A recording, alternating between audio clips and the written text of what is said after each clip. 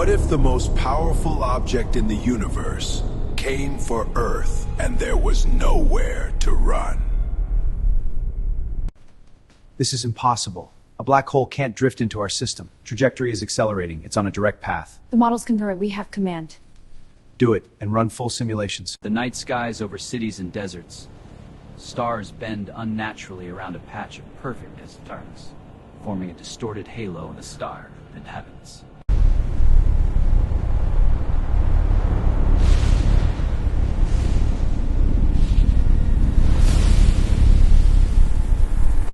The oceans would answer next. Tides would rise beyond reason, and coastlines would vanish beneath moving walls of water.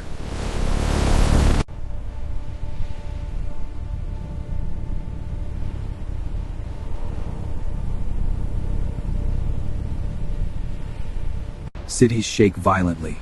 Massive fissures rip across roads as ash towers into the atmosphere. As tidal forces intensify, Earth's crust would crack. The upper atmosphere streams outward in glowing ribbons. Clouds shear apart while aurora-like arcs flicker across the planet, leaking into space under impossible gravitational stress. Skyscrapers collapse. Power grids fail. Screens go black. Planes lose contact. Streets so thick, power down.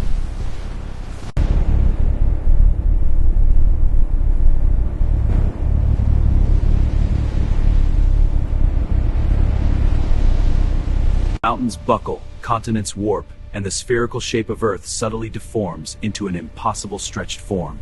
Start behaving like matter being torn apart. This is spaghettification. Gravity stretching Earth longer, thinner, and deadlier with every second.